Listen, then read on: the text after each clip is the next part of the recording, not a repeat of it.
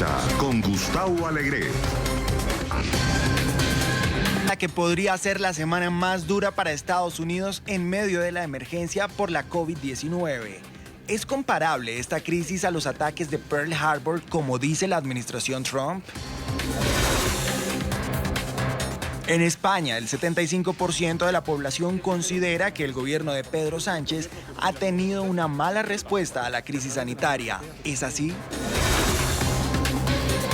¿Y a qué se debe la ausencia pública de Daniel Ortega, el único líder latinoamericano que no ha plantado cara frente al coronavirus?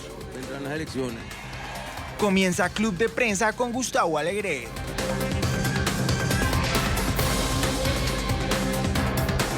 Bienvenidos a Club de Prensa, el espacio de análisis de NTN 24 con los mejores periodistas corresponsales en Washington y analistas internacionales en la capital estadounidense y el mundo. Hoy tiempo de análisis en esta mesa de trabajo que vamos a tener de manera remota con quienes nos van a acompañar en la próxima hora en este Club de Prensa.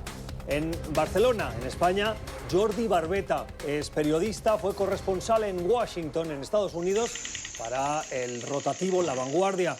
Jordi, ¿cómo estás? Buenos días, bienvenido a Club de Prensa. ¿Qué tal, Gustavo? Buen día, buena tarde. Aquí estamos confinados y resistiendo como podemos y escribiendo de esta situación que nos va a cambiar a todos y nos va a cambiar el mundo.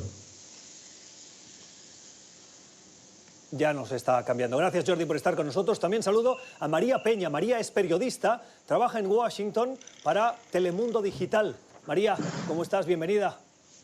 Muy buenos días, gracias por la invitación. Gracias a ambos por estar en Club de Prensa hoy, en el inicio de esta semana, viendo la actualidad, una actualidad que en Estados Unidos nos deja cifras dramáticas del incremento de esta pandemia. Datos de infecciones, más de 337.000 infectados y la cifra continúa. 9.600 muertes en lo que llevamos de COVID-19 y la cifra que nos gusta también añadir a estas dramáticas estadísticas, la de una cierta esperanza. Casi 18.000 recuperados de la infección del coronavirus. En las últimas horas, la Casa Blanca ha hecho advertencias que ponen un poquito en alerta a los ciudadanos, si es que no lo estaban. Vienen las dos peores semanas en esta lucha contra este enemigo invisible, en esta guerra, como ha dicho el presidente Donald Trump.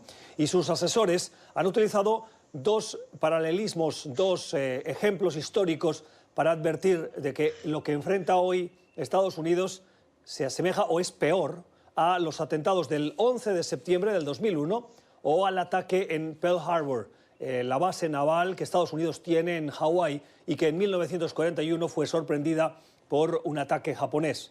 Para que tengan una perspectiva, y lo comentamos con Jordi, el 11 de septiembre en Estados Unidos se calcula que murieron 2.996, casi 3.000 estadounidenses. Y en el caso de Pearl Harbor, 2.400 ciudadanos, muchos de ellos militares. Jordi, ¿la comparativa aplica en este caso? La comparativa es tremenda.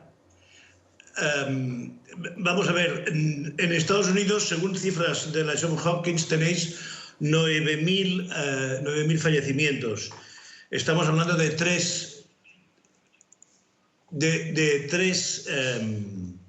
veces tres veces lo que ocurrió en Pearl Harbor o más de tres veces lo que ocurrió en el 11 de septiembre, ya con las cifras que llevamos ahora. Yo voy a decir una cosa y no quiero armar a la gente, pero a mí me sorprenden mucho los datos de Estados Unidos porque no coinciden algunas relaciones, ¿no? En España, por ejemplo, tenemos 13.000 casos de coronavirus y los muertos son 13.000, o sea, he hecho 135.000 infectados y tenemos 13.000 fallecimientos. En Italia, más o menos, el resultado es la relación es la misma, es decir, hay como un 10% de infectados mueren. En estos momentos la relación en Estados Unidos es extraña porque, si no estoy mal, si tengo bien los datos, hay 337.000 infectados y solo hay 9.647 fallecimientos, con lo cual la relación solo es de 2%. Yo creo que, y eso lo hemos visto en China, lo hemos visto también en Italia y en España, las cifras, la contabilidad de las cifras es complicada, es difícil, hay criterios distintos, también pasó en Alemania. No se sabe si se cuentan, por ejemplo, fallecimientos que no se han detectado como coronavirus. Están también no se sabe qué ocurre exactamente con los ancianos que viven en residencias y que fallecen. Yo creo que en Estados Unidos, evidentemente, vais a tener unas cifras sobrecogedoras, porque creo que la realidad se va a imponer. Y lo que Donald Trump decía que sería una gripe pasajera, no solo lo dijo Donald Trump, otros líderes mundiales también lo dijeron, pues va a ser una tragedia, es una tragedia que de momento nadie sabe cómo vamos a superarla. Hola, Gustavo. Yo quería María. añadir un poco para que los televidentes tengan un poco de perspectiva. Obviamente las cifras son alarmantes, ni un solo muerto en realidad vale la pena. La pandemia, lo que está ocurriendo, la tragedia que viven miles de familias en todo el país. Pero para tener un poco de perspectiva, los casi 3.000 muertos de los atentados del 9/11 ocurrieron en un solo día en 3 sitios distintos y fue un acto terrorista. Aquí estamos hablando de una acumulación de muertos desde que apareció el primer caso en Estados Unidos a mediados o a finales de enero, y que muchas de estas, según los activistas y grupos médicos, pudieron ser prevenibles, muchas de estas muertes, porque no hubo esa respuesta inmediata que tenía que haber tenido el gobierno desde el principio. Sí, es cierto, Jordi, cierto lo que dices. Duda que al respecto de tu...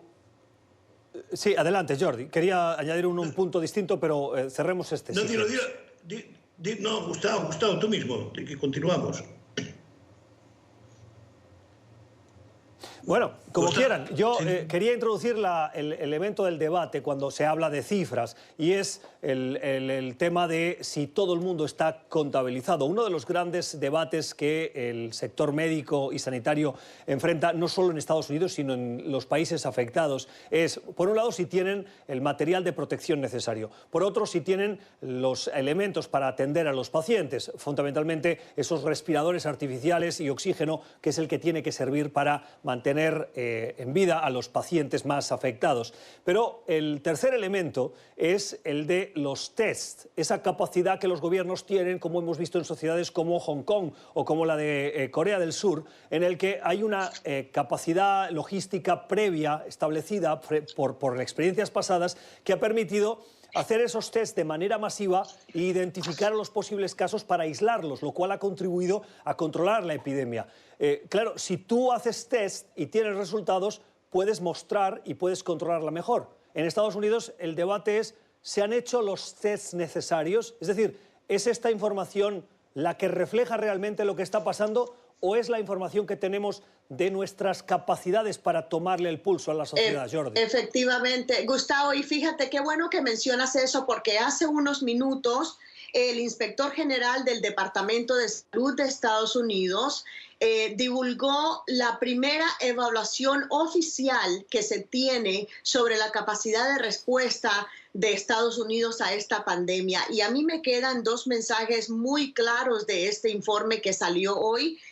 Primero, que constata la grave escasez que enfrentan los hospitales en distintos suministros médicos y equipos de protección personal del personal médico, de los doctores, de las enfermeras, de los asistentes médicos. Y el segundo punto, igual de grave, es que ha habido toda una serie de mensajes confusos de las autoridades locales, estatales y federales sobre cómo responder a esta pandemia. Entonces, hay 3 palabras clave que resaltan en este informe: la confusión, el miedo y la desconfianza. Entonces, claro, como bien sabemos, en Estados Unidos, pues cada la respuesta a emergencias de cualquier tipo, sean médicas o naturales, primero viene de los gobiernos estatales. Luego, obviamente, en esta situación que ya es una pandemia que abarca todo el territorio estadounidense, pues el gobierno federal también tiene injerencia. Pero lo que hemos visto es todo un mosaico, toda una serie de mensajes confusos desde la administración Trump y desde los gobiernos estatales. Vemos, por ejemplo, que todavía hay, si no me equivoco, 7 u 8 gobiernos estatales, todos bajo control republicano, que todavía no han emitido órdenes de cuarentena domiciliar. Entonces vemos la mayoría de los estados, más de la mitad de la población está bajo órdenes de quedarse en casa para tratar de ralentizar esta propagación del coronavirus. Entonces, claro que hay confusión, hay miedo. Yo he hecho muchos reportajes en las últimas semanas con entrevistas en directo con médicos, enfermeras, trabajadores de limpieza, etcétera, que tienen miedo a contagiarse, tienen miedo a morir. El problema, yo he entrevistado, por ejemplo, personas que han tenido gravísimos síntomas de coronavirus y no les hacen la prueba porque no reúnen todos los criterios para recibir esas pruebas. Entonces hay otra cosa muy interesante a nivel sociológico, si se puede decir, es que esta pandemia también está dejando al desnudo las enormes desigualdades que hay, desigualdades raciales y económicas en lo que se refiere al acceso al cuidado de salud. O sea que esto ha traído a la superficie, digamos, todos los problemas que hay en Estados Unidos en el sistema de salud, el sistema de sanidad y el liderazgo político que hay en este país para bregar con esta pandemia. Sí, yo quería añadir, María me hacía una referencia al tema de que, el 11 de septiembre fue todo en un solo día. Vamos a ver qué ocurre en estas 2 semanas, porque pensemos que en España hemos llegado a tener 1000 fallecimientos en un solo día. Ahora, afortunadamente, las cifras están bajando. No son para celebrar nada, pero la curva de fallecimientos está bajando desde ayer. Y eso, pues bueno, no deja de ser una buena noticia. Pero estamos bajando de cifras muy altas. No estamos en 1000, pero estamos en 800 o en esa línea, ¿no? Y es decir que cuando los datos se actualicen en Estados Unidos, yo creo que sí que vamos a tener una cifra, dijéramos, de Pearl Harbor o del 11S. En cuanto al tema de la protección, del déficit de material de protección de los sanitarios, del personal sanitario y de los pacientes. Bueno, hemos visto imágenes estos días absolutamente insólitas, como es el hecho de que un avión ruso aterrice en el John F. Kennedy con material, o un avión de la China aterrice en el JFK también con material sanitario, que bueno, hemos visto al gobernador como agradeciendo a la China su colaboración. Eso está pasando en Europa. Ese fenómeno es tremendo, porque en Europa lo que ha ocurrido es que ha habido una insolidaridad entre los Estados miembros. La Unión Europea no tiene asegurada su continuidad después de la crisis, porque se juegan 2 problemas, el problema sanitario y el problema económico financiero. Pero hubo una reunión de ministros de salud de la Unión Europea en la que alemanes y checos se negaron a exportar mascarillas al resto de Estados miembros cuando la pandemia se estaba cebando en Italia y empezaba ya en España. Alemanes y checos prohibieron a sus empresas exportar material sanitario. Luego ha tenido que ser China, que primero hubo incluso envíos, dijéramos, donaciones de buena voluntad.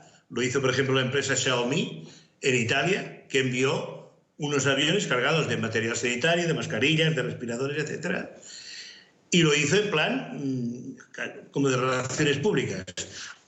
Alguien ha dicho, y es cierto, que eso también es una estrategia de China de conseguir una influencia distinta en el orden internacional. Bueno, China está aprovechando el vacío que está dejando Estados Unidos. La política de Donald Trump, de la America First, significa una renuncia de Estados Unidos al liderazgo mundial. Al liderazgo mundial, especialmente el liderazgo moral, el liderazgo en nombre de los valores democráticos. Bueno, pues vamos a ver qué ocurre después de esta crisis, ¿no? Pero es la primera vez que hay una crisis en el mundo en la que Estados Unidos no juega un papel de liderazgo. En la Segunda Guerra Mundial y en la Primera Guerra Mundial el problema lo solucionaron los Estados Unidos. El desastre fueron los Estados Unidos los que vinieron a Europa, sacaron las castañas del fuego. Creo que eso ahora no va a ocurrir. Y Europa, mientras tanto, está en una situación de que cada uno va por su lado con el sálvese quien pueda. Incluso después ya, si queréis, hablamos más del tema financiero. Bueno, yo te puedo decir que ni siquiera tenemos que esperar hasta que Estados Unidos ha relegado ese liderazgo y se lo ha cedido a China. Bueno, no sé si se lo ha cedido voluntariamente a China, pero es la situación que ha ocurrido ahora. Lo que sí te puedo decir es que ni siquiera tenemos que esperar hasta que termine la pandemia. Ya sabemos que, por ejemplo, varios legisladores demócratas han presentado un proyecto de ley para crear una comisión independiente que investigue los desaciertos del gobierno federal para responder adecuadamente y de forma oportuna a esta crisis. Obviamente no es el momento de entrar en política. De hecho, la administración se ha molestado con la prensa por la cobertura mediática que ha tenido la respuesta, pero sí que obviamente en algún momento tiene que haber una rendición de cuentas de por qué actuaron de forma tardía, por qué respondieron de la forma tan inadecuada que lo han hecho. Toda esta gente que murió y que se pudo haber prevenido. Tenemos montones, si te metes a las redes sociales, a Twitter, montones de anécdotas y de testimonios de médicos y enfermeras que están cosiendo sus propias mascarillas, llevan máquinas de coser a los hospitales para hacer sus propias mascarillas. Tenemos al presidente Trump desde el atril de la Casa Blanca diciendo que pueden usar bufandas o pañuelos para protegerse. Yo tengo enfermeras, amigas mías, que pues han tenido que vivir de cerca todos los días este drama humano, las muertes, y que ellas mismas van a trabajar con el miedo a enfermarse o morir. Tenemos a nuestros trabajadores hispanos en todos estos sectores que también, sin ser médicos o enfermeras, están expuestos a diario a este virus y que luego llegan a sus casas, a sus familias, con el temor a contagiar a los suyos. En parte por el problema de las pruebas que mencionábamos antes, Gustavo. No saben si están expuestos o si son portadores del virus, porque acuérdate también que tú puedes no presentar síntomas y todavía ser portador del virus. Llegas a tu casa, te lavas las manos, desinfectas, hace todo lo que los médicos te están aconsejando y aún así no estás seguro, no te sientes a salvo. Entonces es una situación que psicológicamente está afectando a la gente. Y ya ni decir el encierro. Muchos tenemos ya varias semanas de estar trabajando desde casa. Hay miles, decenas de miles de personas que no tienen ese lujo y que tienen que ir al trabajo por obligación. Entonces está toda esa situación que más adelante obviamente el Congreso va a hacer audiencias si es que no se crea esta comisión independiente como la que hubo con el 9/11, ¿no? Que ya se sabía, el gobierno federal había tenido previo aviso de que había planes de utilizar aviones como misiles contra blancos militares, financieros o civiles en Estados Unidos. Entonces yo sí creo que en algún momento, en el verano quizás, empezarán estas investigaciones para determinar por qué fue tan grave el desacierto y sobre todo cómo mejorar esta capacidad de respuesta del gobierno para evitar futuras tragedias, porque obviamente no va a ser la última pandemia que enfrenta este país. Esto en Estados Unidos. Vamos a la pausa. Hoy estamos en Club de Prensa con María Peña y con Jordi Barbeta. Al volver, recuperamos la actualidad de la COVID-19. Para fijarnos en Europa, particularmente, le preguntaremos a Jordi Barbeta cómo lo está haciendo el gobierno de Pedro Sánchez. Ha recibido muchas críticas.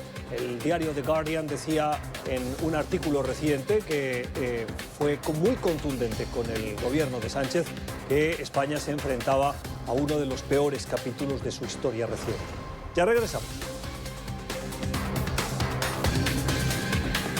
Seguimos en Club de Prensa hoy con las opiniones de Jordi Barbeta, periodista, ex corresponsal en Estados Unidos para el diario La Vanguardia, y con María Peña, que es periodista, corresponsal o periodista en Washington para Telemundo Digital, analizando la actualidad. Una actualidad que, en el caso de España, nos lleva a las cifras que nos recordaba antes Barbeta desde Barcelona.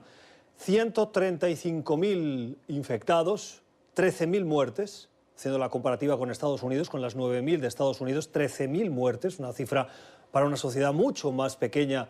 Unos 46 millones de habitantes son los que viven en España, frente a los más de 300 de Estados Unidos. Y hay 40.000 casos de personas que se han recuperado. Jordi, en las últimas horas hemos visto al gobierno de Pedro Sánchez decir que, alargan la cuarentena en la sociedad española hasta finales de mes, cuando estaba previsto que fuera antes, pero con la evolución de la pandemia creen que es lo más prudente. Y dos, dice la ministra Nadia Calviño, que no se puede volver a la normalidad de 0 a 100 en un día y que hay que garantizar la seguridad. Es muy probable que esto sea el preámbulo para anunciar medidas que quieren decir que cuando termine este periodo que han dado de cuarentena, las cosas no se van a levantar de repente, sino que puede que se extienda o puede que se relajen las medidas, pero que algunas queden en vigor. ¿Qué sienten los españoles frente a la pandemia y particularmente a la gestión que está haciendo el gobierno de Pedro Sánchez? Bueno, hay aquí dos cuestiones. Una, el estado de alarma se ha alargado hasta el 26 de abril, pero el presidente del gobierno, Pedro Sánchez, ya ha dicho que probablemente se continuará prorrogando esta situación de alarma. Porque hasta que no se concrete un freno a la propagación del virus, que la curva baje ostensiblemente, no se va a tener que mantener el confinamiento, ¿no? Otro tema es si se confinan hasta el punto de, como estamos ahora, parando las fábricas, parando la producción. Eso que creo que van a mantenerlo durante un tiempo, pero quizá ahí hay algunas reducciones, es decir, que quizás sí se abra la puerta a algunas actividades de las que se consideran no esenciales, pero que sí que son esenciales para que la economía funcione.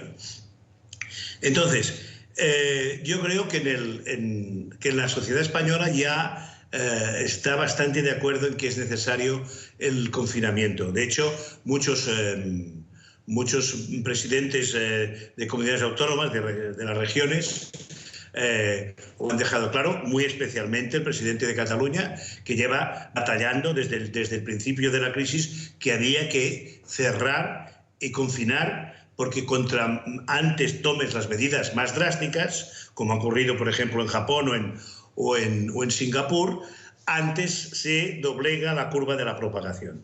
Eso primero se resistió bastante el presidente del gobierno español. También yo creo que una cuestión es estas de centralismo y de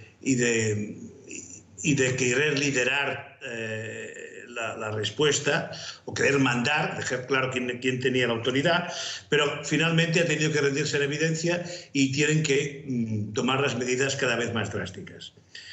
¿Que el gobierno lo ha hecho bien o mal? Bueno, yo tengo la tesis de que el gobierno Pedro Sánchez no estaba preparado para una crisis como esta, pero es que no estaba preparado ningún gobierno del mundo.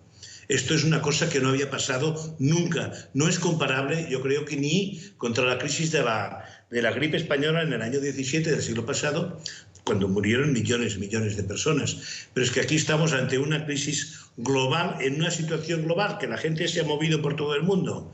Entonces, ¿el gobierno no lo ha hecho bien? No. Pero ¿Lo habría hecho mejor otro?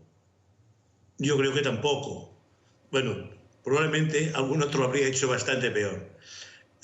Lo que ocurre es que, desgraciadamente, todavía tenemos, y sobre todo ahí tengo un poco de vergüenza como periodista, que los medios están contribuyendo a la batalla política en criterios anteriores a la crisis. Es decir, hay gente que cree que con los muertos va a ganar votos, que contra más muertos haya, más ventaja política va a tener, y entonces se exageran las cosas, ¿no? Hoy ha salido una encuesta del diario El Español, que dirige Pedro J. Ramírez, el exdirector del Mundo, un periodista que siempre se ha distinguido por su afán por intervenir políticamente, ¿no? Él recuerda unas elecciones que ganó la derecha y dijo: hemos ganado las elecciones, ¿no? Él habla en estos términos. Claro, hoy El Español, que es el diario digital que él publica, que él edita, que él dirige, ha publicado una encuesta en la que los españoles atribuyen a fallos del gobierno el hecho de que hayan tantos muertos por coronavirus en España. Pero claro, es que tú ves la encuesta y dices, bueno, la conclusión de la encuesta la pudiera hacer antes de hacerla, porque primera pregunta: ¿retrasos y errores en la compra de test, mascarillas y respiradores? ¿Atribuye usted a que España haya más muertos a que haya habido retrasos, tal? ¿A que ha habido retrasos del gobierno en decretar el estado de alarma y tomar medidas de confinamiento? ¿Atribuye a usted? Bueno, todos son defectos del gobierno y claro, pues la gente va diciendo, hombre, pues sí. Es una manera, yo creo, de tergiversar lo que es la opinión pública. Voy a hacer un inciso con lo que decía antes de Donald Trump. Yo creo que a mí me preocupa Donald Trump como que ha renunciado al liderazgo mundial de Estados Unidos, y yo, que he sido siempre muy proamericano, porque creo que los Estados Unidos, quieras que no son una ONG, pero tenía una referencia de defensa de valores democráticos. Pero también es cierto una cosa: Donald Trump no está ayudando al mundo, pero en Estados Unidos el grado de aprobación del presidente ha subido con la crisis. Y ha subido con la crisis probablemente porque ha anunciado que va a repartir $2 billones. Bueno, pues en eso tenemos. Yo creo que se equivocan muchísimo los que creen que ahora hay que hacer caer al gobierno porque sí ganarán los nuestros. No, pero si no va a haber elecciones en España durante mucho tiempo. En España se está hablando de hacer unos pactos de la Moncloa, que fueron los pactos que se hizo entre derechas e izquierdas cuando la transición después de la muerte de Franco. Bueno, pues ahora va a pasar algo parecido. Ningún partido por sí mismo puede salir de esta crisis. Y en el caso de España, no es que no pueda hacer un gobierno solo, un partido solo, es que no va a poder hacer el gobierno. El gobierno tendrá que estar pendiente de lo que ocurre en Europa. Y en Europa, de entrada, depende España de cómo se reparte o se comparte la deuda, evidentemente con alemanes y holandeses que se niegan en redondo. Y mientras eso no se solucione, vamos a ver. Incluso yo os preguntaría, Gustavo, parece ser que no va a haber convención demócrata. Que no va a poder ser, que no se van a poder reunir los demócratas en agosto. Jordi, si te parece, ahora hablamos de la política estadounidense. Pero, María, me gustaría conocer tu opinión al respecto de las reflexiones que hacía Jordi desde Barcelona por la gestión del gobierno de Pedro Sánchez y esa opinión que se refleja de esa encuesta que Jordi ponía un poquito más de luz sobre su preparación, pero que en el fondo los ciudadanos sí acaban mirando a los gobiernos sobre cómo están encarando esa gestión. Exactamente. Yo creo que aquí obviamente ningún gobierno por sí solo iba a poder responder y resolver esta pandemia. Eso ha quedado clarísimo con lo que está haciendo China, lo que están haciendo los médicos cubanos, lo que están haciendo pues todos los gobiernos para mandar ayuda a otros países que están en más precariedad, ¿no? Pero lo mismo está ocurriendo en Estados Unidos. O sea, estamos viendo acá una administración que se niega a admitir errores, se niega a aceptar críticas de que actuó en algunos casos demasiado tarde. O sea, al presidente Trump, por ejemplo, le gusta destacar en cada rueda de prensa de que una de las cosas que hizo de inmediato fue frenar, cerrar las fronteras, prohibir los vuelos de Europa, prohibir los vuelos de China, luego cerró la frontera con México. Pero recordemos que cuando surgió el primer caso acá en enero, el 20 de enero, él empezó diciendo que esto no era nada serio, que esto era como una simple gripecita, que no iba a tener, que estaba todo bajo control, pero empezaron a subir las cifras de contagiados y de muertos. Ya tuvo que empezar a cambiar su tono y el mensaje, pero aún hoy lunes, continúan los mensajes confusos. Por ejemplo, con el uso de este fármaco antimalaria. El presidente por 2 días consecutivos este fin de semana siguió instando a los estadounidenses a que usen la cloroquina porque supuestamente ha mostrado su eficacia en algunos estudios. La pregunta retórica que hacía el mandatario, ¿qué tienen que perder? Bueno, la Asociación de Médicos de Estados Unidos le dio una respuesta contundente. Señor presidente, tienen que perder la vida cuando los estudios no han sido amplios, no han sido corroborados, no se ha mostrado su eficacia. Hay estudios, por ejemplo, que ni siquiera han pasado el rigor de la evaluación científica. Entonces vemos dentro de la administración Trump tensiones incluso dentro de su propio equipo de expertos. Tenemos, por ejemplo, al doctor Fauci, que es el que ha liderado y que ha sido el rostro más visible de la comunidad médica frente a la pandemia. Y él ha dicho, bueno, hay que ir con cautela porque este fármaco no ha demostrado su eficacia de forma amplia. Hay que tener cuidado.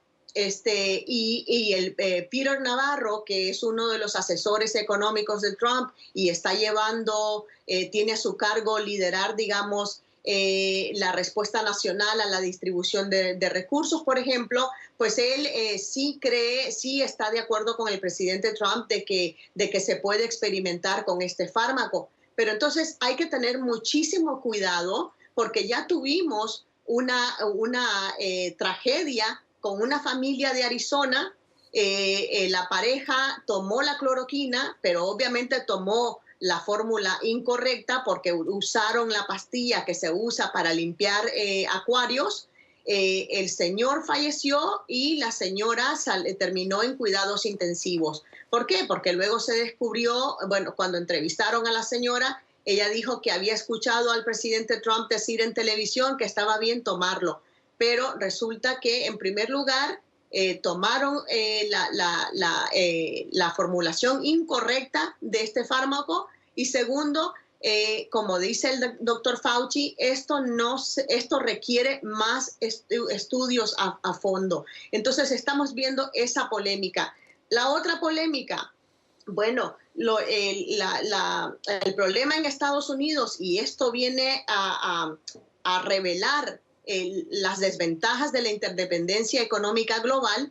En Estados Unidos, la mayoría de las mascarillas, por ejemplo, se han importado de China. Entonces, cuando estalló la pandemia en China, China cerró sus fábricas, paralizó la producción y cuando lentamente empezó a reabrir estas fábricas, pues obviamente el gobierno de Pekín le dio prioridad a la distribución nacional de estos productos de protección personal. Entonces ahora está también este otro debate de que Estados Unidos tiene que reducir su dependencia de China para estos productos baratos, porque aquí estamos viendo la desventaja, estamos viendo una trágica desventaja ahora que el país necesita todos estos suministros. Y como decíamos anteriormente, ahora se ve la necesidad de incluso estar cosiendo con tela y de forma casera estas mascarillas. Entonces estamos viendo poquito a poco pues toda una creciente lista de fallos a todo nivel, no solamente la administración, pero a todo nivel de gobierno de cómo responder a esta crisis. Y mientras tanto, pues estamos viendo las consecuencias. Aumentan los contagios, aumentan las muertes. Vamos a la pausa. Esto es Club de Prensa, hoy con Jordi Barbeta desde Barcelona, en España, y con María Peña desde Washington, en Estados Unidos, conversando sobre la actualidad que viene marcada, como no podía ser de otra manera, por esa pandemia. Ya regresamos.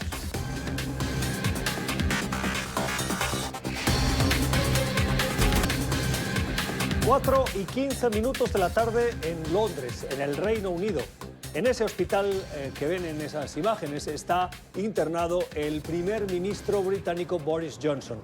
Downing Street, la sede del gobierno británico, anunció en las últimas horas que tras 10 días de síntomas de COVID-19, el primer ministro ha sido ingresado por recomendación médica para tratarse la infección. El primer ministro ha hecho declaraciones a través de redes sociales y sigue manteniendo una relativa activa agenda al frente del país que enfrenta esta crisis de la pandemia del coronavirus. También en las últimas horas, en ese debate público en el Reino Unido, ha intervenido la reina Isabel II. En pocas ocasiones lo ha hecho y lo ha hecho con palabras de cariño, de aliento a los ciudadanos, a los que les dice vamos a superarlo juntos, vamos a volver a reunirnos a nuestras familias, vamos a volver a estar con nuestros amigos cuando esto pase. María, el mensaje de Downing Street que se asemeja al que hemos visto en otros libretos de gobernantes como Jair Bolsonaro, Andrés Manuel López Obrador, el presidente Donald Trump: minimizar primero la crisis, quitarle importancia, no aplicar medidas de distancia social y luego, corre, aplicar esas medidas porque la pandemia avanza y no conoce fronteras. Exactamente, pero hay un problema muy grave y es que hasta cierto punto, pues claro, se puede entender que el presidente Trump ha querido reducir el pánico entre los mercados financieros, porque hemos visto que en las últimas semanas la bolsa ha tenido una estrepitosa caída. Hay temores de que se viene encima una recesión, y con el cierre de negocios, limitándolo solo a los negocios esenciales, se ha reducido mucho el turismo. Es decir, hay obviamente problemas muy graves para la economía, un efecto en cadena. Y está obviamente el problema de que el presidente Trump está recibiendo fuertes presiones del empresariado para ver de qué forma se puede empezar a reabrir la economía. Recordemos que el presidente Trump había dicho que quería reabrir el gobierno para el 12 de abril, que es Domingo de Resurrección, y entonces, bueno, se ganó muchas críticas porque le parecía irresponsable estar llenando las iglesias en un momento en el que todavía hay urgencia de distanciamiento social. Así que obviamente vemos las presiones económicas que hay para que los negocios puedan regresar a la normalidad y tratar de conjurar una recesión a largo plazo. Pero efectivamente todo el mundo coincide en que la prioridad inmediata ahora mismo es frenar esta pandemia y velar por la seguridad y la salud pública en el país. Sí, lo que está claro es que... Jordi, al respecto de la situación en el Reino Unido. Sí, yo te decía, Gustavo, que en el Reino Unido Boris Johnson, igual que antes también Donald Trump, han tenido que cambiar radicalmente, dar un giro de 180 grados a su estrategia contra el coronavirus. Primero, Boris Johnson fue el primero que dijo que, bueno, que se morirían los que se tuvieran que morir, pero que el resto quedaría inmunizado. Luego ha tenido que cambiar, y tuvo que cambiar inmediatamente después, tanto Boris Johnson como Donald Trump, cuando salió un informe del Imperial College de Londres en el que advertía que según como fuera, si no se confinaba, en Estados Unidos podían morir 2.200.000 personas y en el Reino Unido una proporción similar a su población. Ahí fue cuando se asustaron y entonces empezaron a tomar medidas de confinamiento, hasta que Boris Johnson rogó personalmente a los británicos que se confinaran en casa. Bueno, es lo que hay. No hay más. Contra más contacto personal hay, más riesgo de propagación del virus. Y eso el Imperial College de Londres ya ha advertido que hasta que no salga una vacuna y funcione y se extienda entre la población, va a pasar muchísimo tiempo, no menos de 18 meses. las opiniones de María Peña y de Jordi Barbeta. Última pausa en este club de prensa de hoy. Al volver nos referiremos a Nicaragua. El líder de Nicaragua, Daniel Ortega, está desaparecido desde hace días. ¿Qué pasa en Nicaragua? Ya volvemos. 9:24 de la mañana en Managua, en Nicaragua.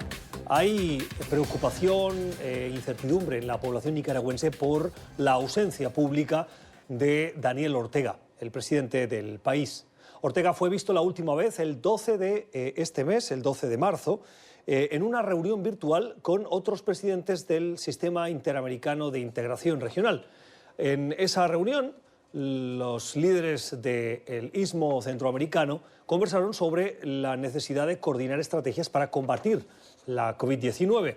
Desde entonces, a Ortega no se le ha visto y hay preocupación y también dudas por su estado de salud y por dónde está en un momento tan necesario para mostrar liderazgo al frente del país. Jordi, ¿a qué crees que se atribuye esta desaparición? Es evidente que a mí solo se me ocurre que está enfermo. No se me ocurre otro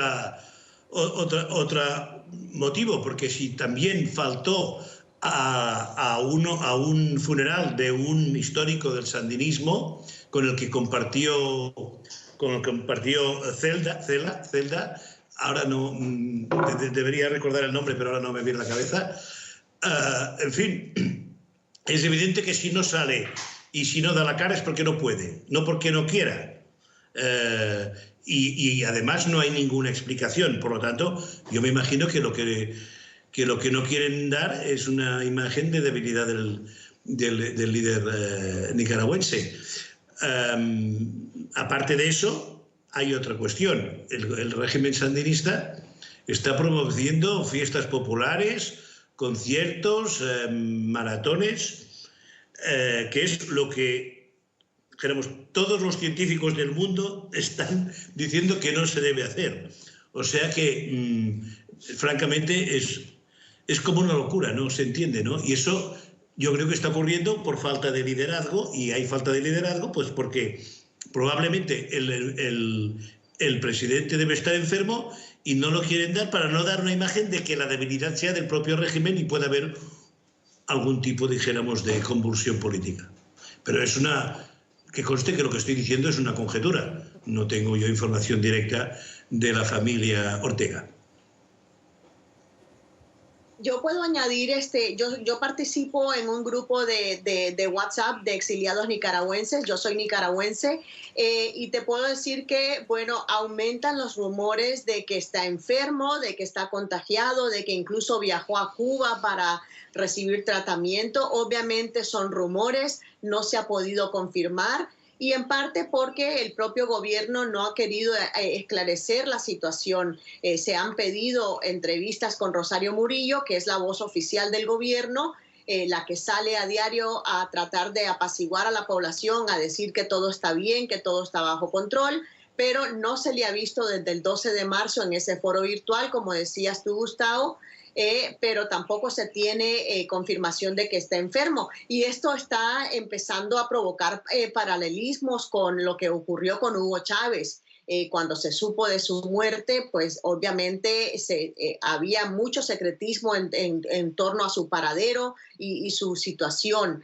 Entonces yo creo que lo que vamos a ver es obviamente que continúen las críticas. Nosotros hemos estado entrevistando a médicos nicaragüenses, grupos cívicos de la diáspora que le han mandado cartas a la Organización Mundial de Salud para que ejerza presión sobre el gobierno nicaragüense y tome medidas de confinamiento, medidas de distanciamiento social para proteger a la población. A mí me llegan fotos de marchas contra el coronavirus, insólito, inédito. Yo nunca había visto algo semejante en el mundo, programar una marcha multitudinaria para declararle la guerra al coronavirus, cuando justamente lo que se requiere es quedarse en casa.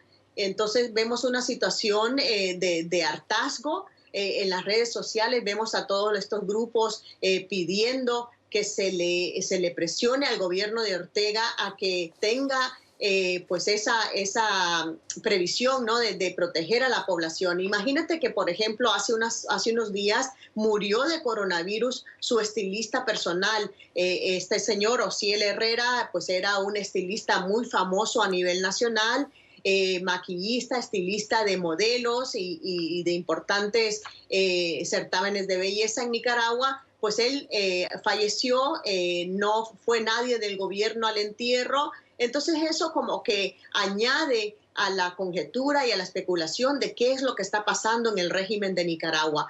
Pero obviamente borda, yo diría, en la negligencia criminal. Sobre la situación en Nicaragua.